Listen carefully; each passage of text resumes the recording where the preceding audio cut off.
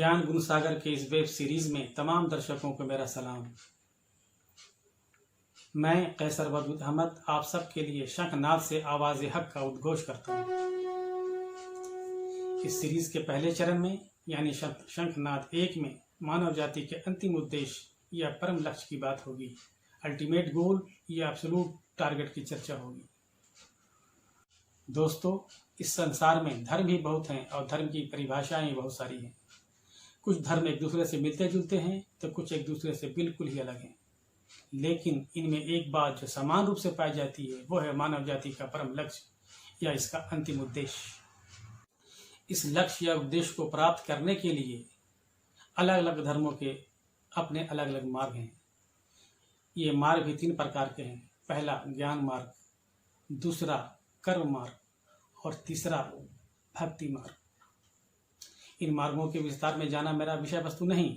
मेरा अभिप्राय, मेरा इरादा और मेरा उद्देश्य सिर्फ और सिर्फ ये है कि हम सबको हमारा अस्थायी संसार मिल जाए, हमें हमारा परमानेंट और कंप्लीट वर्ल्ड हासिल हो जाए, पूर्ण मोक्ष और पूरा निर्वाण प्राप्त हो जाए। हम अपने गंतव्य और अपने डेस्टिनेशन और अपनी मंजिल मकसूद तक पहुंच जाएं, यानी अपने परम लक्ष्य या अंतिम उद्देश्य को प्राप्त कर लें। लेकिन कैसे और किस रास्ते से चलकर और किस मार्ग से गुजरकर? इसका जवाब है धर्म के मार्ग पर चलकर। ऐसा धर्म जिसमें कभी कोई तब्दीली न हुई हो, जिसमें कभी किसी इंसान ने किसी तरह का परिवर्तन न किया हो, जिसका धर्म ग्रंथ ना तो कभी बदला गया हो और जिसे कोई अगर बदलना भी चाहे तो बदल न सके, और जिसकी सुरक्षा की जिम्मेदारी उसी पर हो जिसने उसे अवतरित किया है। इसके साथ साथ जिसकी बातें भौतिक ज्ञान और विज्ञान के विरुद्ध न हो, अगेंस्ट द प्योर साइंस न हो। ये मार्ग, ये रास्ता तो बिल्कुल सीधा है, लेकिन बहुत ही आसान और सरल भी नहीं। बहुत कठिन है डगर पनघट की, बहुत कठिन है डगर पनघट की, कैसे मैं भर लाऊं मधुआ से मटकी।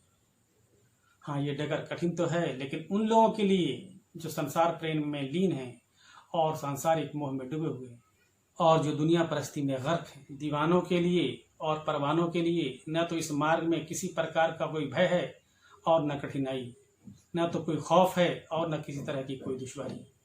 आज का साइंस और साइंस का स्टूडेंट हर चीज़ को सबूत की कसौटी पर परखना चाहता है। इसलिए इस पनघट पर साइंस के डगर से चलकर ही हम उस परम लक्ष्य और परम उद्देश्य की ओर अग्रसर होने का प्रयास करेंगे। इस काम के लिए हमें धर्म ग्रंथों के शरण में जाने की जरूरत है।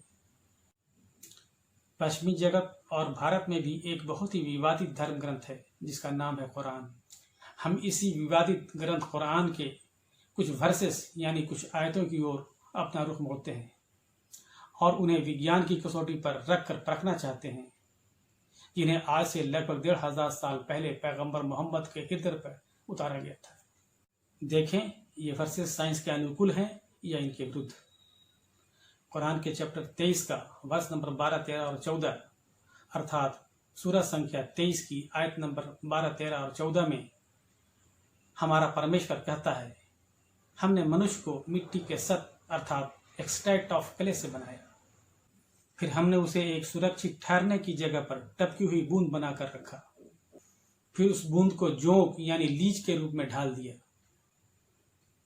फिर उस जोंक रूपी आकृति को बोटी बोटी का शेप दिया, फिर उस बोटी की हड्डियां बनाई, फिर हमने उन हड्डियों पर मांस चढ़ाया, फिर हमने उसे एक दूसरे ही जीव का रूप देकर बना डाला। अतः बहुत ही बरकत वाला है अल्लाह और बहुत ही बेहतरीन क्रिएटर। मानव शरीर यानी ह्यूमन बॉडी में जितने भी एलिमेंट्स मौजूद हैं वो सारे के सारे मिट्टी में क्या नहीं पाए जाते? आज से 1500 साल पहले ही, जबकि माइक्रोस्कोप का आविष्कार भी नहीं हुआ था, कुरान के माध्यम से हम सब के रब ने हमें ये बता दिया था कि गर्भावस्था में बच्चे की सबसे पहली आकृति जो बनती है वो जोंक की जैसी होती है, यानी लीच की तरह होती है। क्या ये बात बायोलॉजिकल साइंस से साबित नहीं? दूसरा उदाहरण जो कि इसी धर्म ग्रंथ के चैप्टर 21 के वर्ष नंबर 30 में मौजूद है। क्या वो लोग जिन्होंने इनकार किया है नहीं देखा या नहीं देखेंगे कि आसमान और ज़मीन एक साथ मिले हुए थे, फिर हमने उन्हें खोल दिया। इस आयत में इंसानों के रब ने, जो कि सर्वगुण संपन्न है, सर्वव्यापी है और सर्वशक्तिमान है, अपनी कुदरत की एक छोटी सी झलक दुनिया वालों के सामने पेश की है। लेकिन ब्रह्मांड की उत्पत्ति के इस कारण और राज यानी cause and secret of the evolution of the universe को समझने में वैज्ञानिक 1000 साल से भी ज्यादा पीछे नजर आते हैं।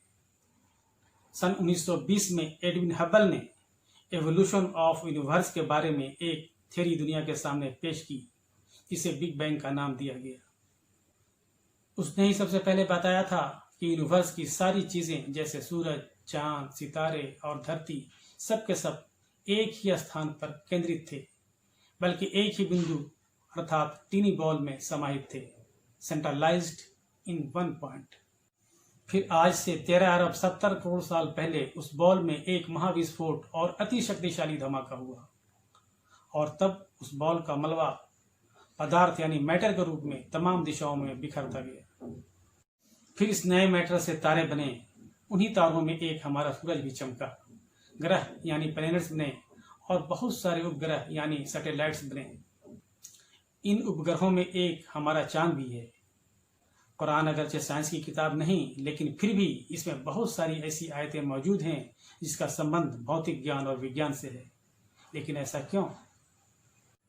ऐसा इसलिए कि हम सबका रब ये जानता था और जानता है कि एक ज़माना ऐसा भी आएगा जब लोग हर बात को साइंस की कसौटी पर रखकर जांचेंगे और तर्क के साथ परखेंगे।